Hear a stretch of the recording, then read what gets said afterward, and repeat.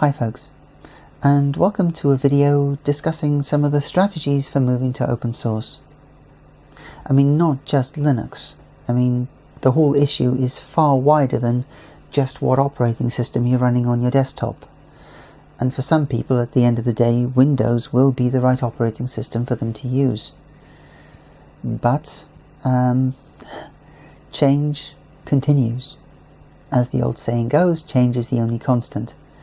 Which is kind of ironic, given that one of the reasons that I hear for people sticking with Windows is that it doesn't change.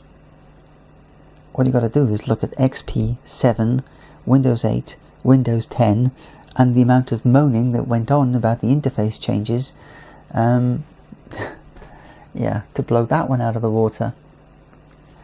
But one of the other common reasons, which has a lot of validity, is the applications that people use.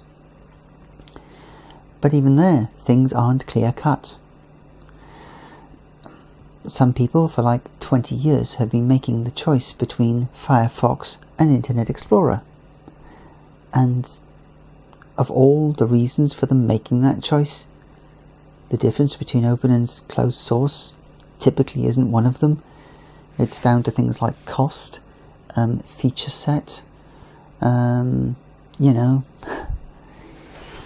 ease of use, all those sorts of things. And more things are changing. You don't have to go Linux to use open source. Many of the packages are typically multi-platform. Things like the GIMP have been picked up by people using Windows, not because they've wanted to use open source, but because Adobe has taken Photoshop into the cloud, and it's a subscription service. So, they've needed a free alternative. Cost has come into the equation. And at the end of the day, Adobe, after making that move, posted a doubling in their revenues or profit. I'm not sure which it was, but it was a significant chunk of cash, and that's going to have an impact on people's bank accounts, and that's a good motivator.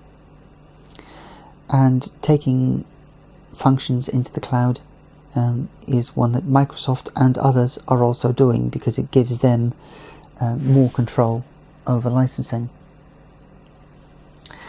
And it pays to look at that licensing. Office 365, for example, offers for the price the ability to load it on a number of computers. But you have to have a think about these things and make your own decision, because I was having a chat with someone who made this point. And I said, okay, so this stuff is actually tied down potentially to the serial number that's in the processor of that computer. How often do you change your computers? The answer was about once every 3 years. I said, okay, so you're going to be paying that out once every 3 years-ish. And if the price changes in the meantime, that's it.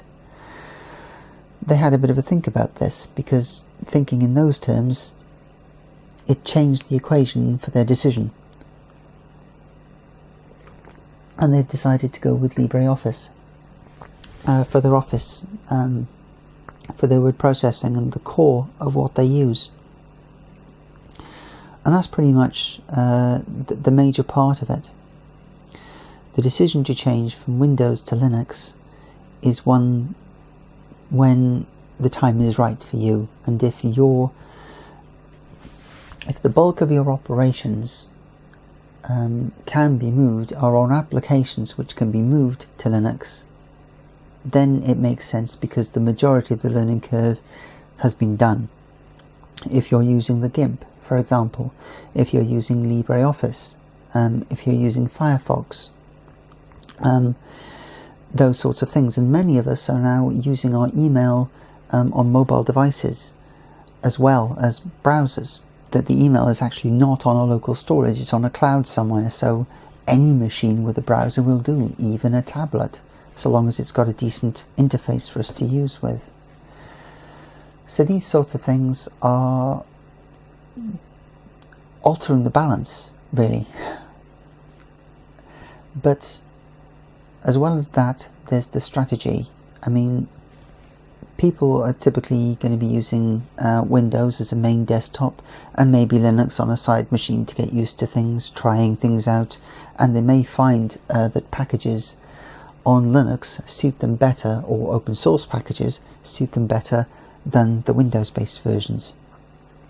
You know, sometimes the flow is just better, and eventually the time comes when people decide, okay, the main grind has changed, so now that Windows on a main machine and Linux on a side machine, I want to flip it, because some people can't do without Windows. Some of the niche applications are only released for Windows. So how do you deal with that? Well, my first piece of advice is to avoid dual boot. It sounds like a great idea, the ideal solution, but it's got problems. The initial install needs to be Windows, and leave yourself enough partitions for the Linux side of things. After that, you install Linux on top of it and install it alongside Windows. Typically, these things are great until something goes wrong, and then you're dealing with some problems.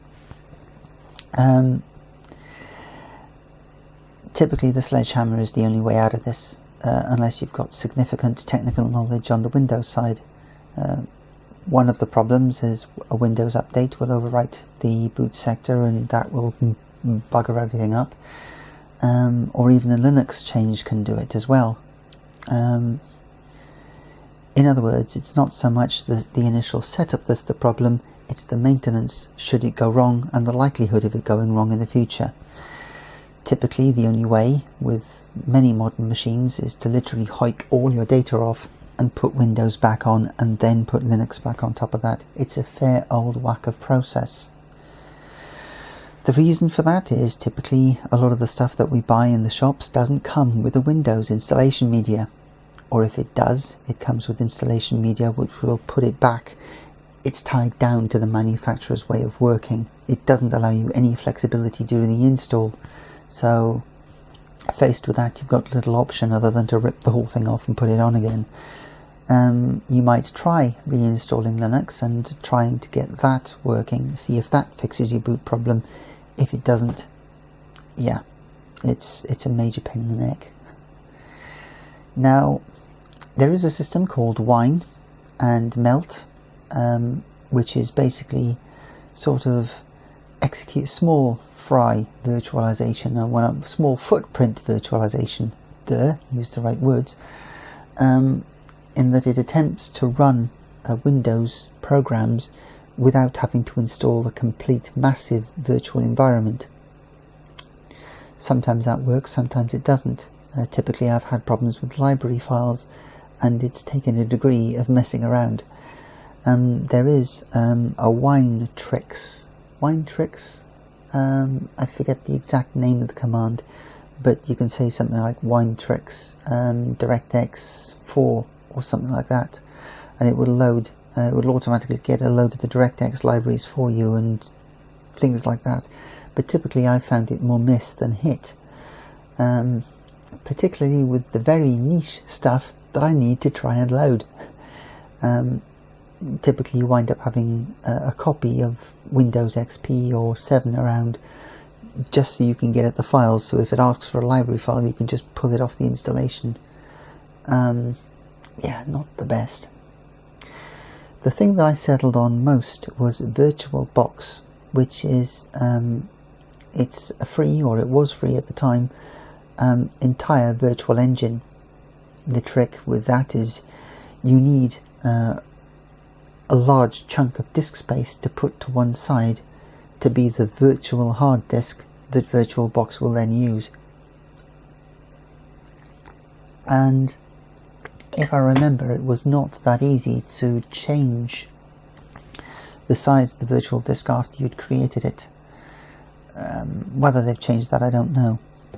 But in order to get VirtualBox working, you then need a copy of the original install media in order to install Windows on it. if you've bought a machine from a shop, then typically the install media will not be a clean install. It is possible to take a working live Windows hard drive and to make an image from it, but it's not straightforward. And again, you've got partition size issues. It's always better to use a virtual machine and load an operating system fresh on it. At the end of the day, a virtual system also chews more power. It's being a virtualization engine, it sits between the hardware and the operating system that you're virtualizing, so you don't get the same bang for your buck. And in some cases, access to things like the 3D hardware is a bit more difficult for software that's running inside a virtual environment. Not that easy, not that straightforward. Virtual hard drives like those do have an advantage in that it's possible to take a copy. You shut down the operating system, then you copy the hard drive image so that you can do what you like, and then if it all goes west, you can shut it down and restore the virtual hard drive. And you can also copy that virtual hard drive to multiple machines depending on your licensing side of things. So there are various strategies, and ultimately I think what I wound up doing is 2 physical machines, one running Linux and another running Windows. Generally, over time, my need for that Windows machine just dwindled away. It took a few years, but it happened, and I don't have any Windows machines here at all. All my machines are either running Linux, or there's one running Solaris, and that's it, because pretty much running Windows just became too much hassle.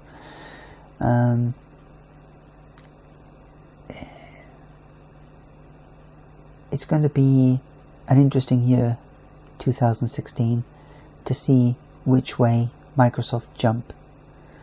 There's the talk about licensing Windows 10 on a pay-as-you-go basis.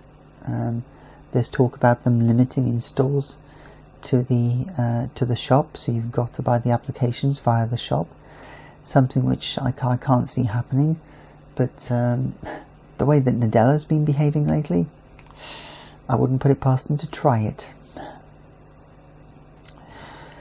So I think the ultimate strategy, if you've got concerns over what Microsoft could do and you haven't got deep pockets, is to get a machine, not your main machine.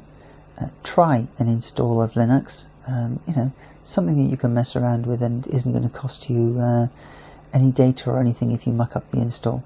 Get used to it and play around. You might also want to try some of the open source alternatives as well as Firefox, LibreOffice for doing all your word processing and presentations, the GIMP for as an alternative to photo editing, and there are many others out there as well.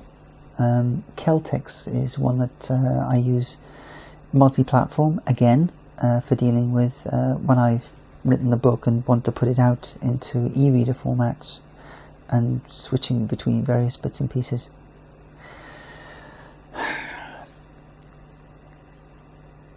Long story short is it's worth the effort, in my humble opinion, because it's only going to take something to happen and everybody is suddenly going to be clamouring. Pretty much the only big things now are the big ticket items that they can do, which will force people to come off. What I mean is yeah, there's a lot of small things that they're doing on a regular basis, but typically they're not a big enough reason for people to want to change their operating systems or change their packages. It's going to have to be something big, and when it's something big, it's going to affect a lot of people, and there's going to be a fair chunk of clamour at the same time. So if you need the help of a friend who's more familiar with some of the software, to spend half an hour or half a day with you to teach you how to use this stuff and help with the learning curve, it's better to get it done before there's a massive rush and everybody's asking for help in the same thing.